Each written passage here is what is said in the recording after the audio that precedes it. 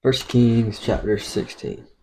And the word of the Lord came to Jehu, the son of Hanani, against Baasha, saying, Since I exalted you out of the dust, and made you leader over my people Israel, and you have walked in the way of Jeroboam, and have made my people Israel to sin, provoking me to anger with their sins, behold, I will utterly sweep away Baasha and his house, and I will make your house like the house of Jeroboam, the son of Nebat. Anyone belonging to Baasha who dies in the city, the dog shall eat, and anyone who dies in the field, the birds of the heavens shall eat. Now the rest of the acts of Baasha, and what he did, and his might, are they not written in the book of the chronicles of the kings of Israel? And Baasha slept with his fathers, and was buried at Tirzah, and Elah his son reigned in his place. Moreover, the word of the Lord came by the prophet Jehu, the son of Hanani, against Baasha and his house, both because of all the evil that he did in the sight of the Lord, provoking him to anger with the work of his hands, and being like the house of Jeroboam, and also because he destroyed it. In the 26th year of Asa king of Judah, Elah the son of Baasha began to reign over Israel and Tirzah, and he reigned for 2 years. But his servant Zermi, commander of half of his chariots, conspired against him when he was at Tirzah, drinking himself drunk in the house of Arza, who was over the household of Tirzah. Zermi came in and struck him down and killed him in the 27th year of Asa king of Judah, and reigned in his place. When he began to reign, as soon as he had seated himself on his throne, he struck down all the house of Baasha. He did not leave him a single male of his relatives or his friends. Thus Zermi destroyed all the house of Baasha, according to the word of the Lord, which he spoke against Baasha by Jehu the prophet. For all the sins of Baasha and the sins of Elah his son, which they sinned, and which they made Israel to sin, provoking the Lord the God of Israel to anger with their idols. Now the rest of the acts of Elah, and all that he did, are they not written in the book of the chronicles of the kings of Israel? In the 27th year of Asa king of Judah, Zimri reigned 7 days in Tirzah. Now the troops were encamped against Gibeathon, which belonged to the Philistines, and the troops who were encamped heard it said, Zermi has conspired, and he has killed the king. Therefore all Israel made Omri, the commander of the army, king over Israel that day in the camp. So Omri went up from Gibeathon, and all Israel went with him. And they besieged Tirzah. And when Zermi saw that the city was taken, he went into the citadel of the king's house, and burned the king's house over him with fire, and died, because of his sins that he committed, doing evil in the sight of the Lord, walking in the way of Jeroboam, and for the sin with which he committed, making Israel to sin.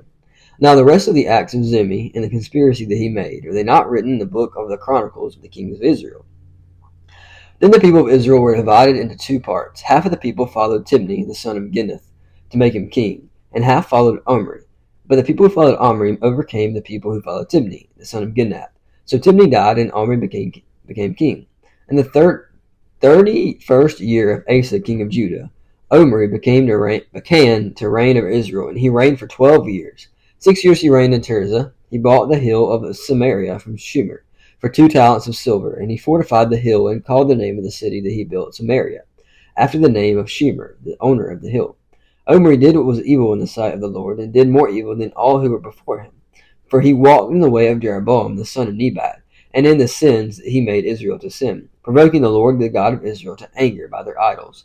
Now the rest of the acts of Omri that he did, and the might that he showed, are they not written in the book of the chronicles of the kings of Israel? And Omri slept with his fathers, and was buried in Samaria, and Ahab his son reigned in his place. In the 38th year of Asa king of Judah, Ahab the son of Omri began to reign over Israel, and Ahab the son of Omri reigned over Israel in Samaria 22 years. And Ahab the son of Omri did evil in the sight of the Lord, more than all who were before him. And as if it had been a light thing for him to walk in the sins of Jeroboam the son of Nebat, he took for his wife Jezebel, the daughter of Ethbaal, king of the Sidonians, and he went and served Baal and worshipped him. He erected an altar for Baal in the house of Baal, which he built in Samaria, and Ahab made an Asherah. Ahab did more to provoke the Lord the God of Israel to anger than all the kings of Israel who were before him. In his days, Hail of Bethel built Jericho, and he laid its foundation at the cost of Abraham the firstborn, and set up its gates at the cost of his youngest son Segub, according to the word of the Lord which he spoke by Joshua the son of Nun.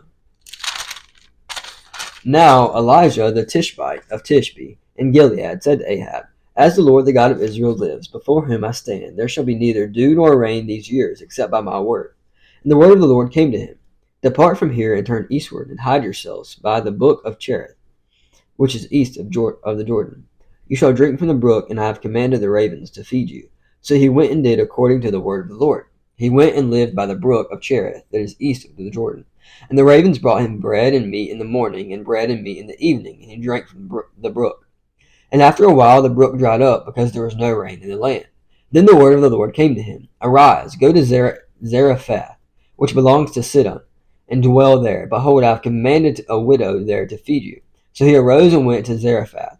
And when he came to the gate of the city, behold, a widow was there gathering sticks. And he called to her and said, Bring me a little water in a vessel, that I may drink. And as she was going to bring it, he called to her and said, Bring me a morsel of bread in your hand. And she asked, As the Lord your God lives, I have nothing baked, only a handful of flour in a jar, and a little oil in a jug.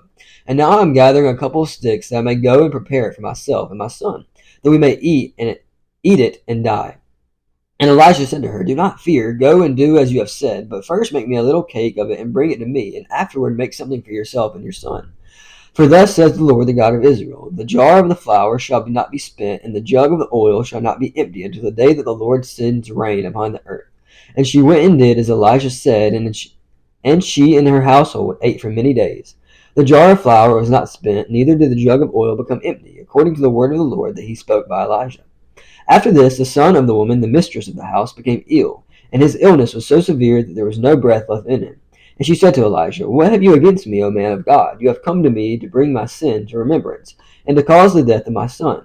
And he said to her, Give me your son. And he took him from her arms, and carried him up into the upper chamber, where he lodged, and laid him on his own bed. And he cried to the Lord, O Lord my God, have you brought calamity even upon the widow with whom I sojourned, by killing her son? Then he stretched himself upon the child 3 times, and cried to the Lord, O Lord my God, let this child's life come into him again.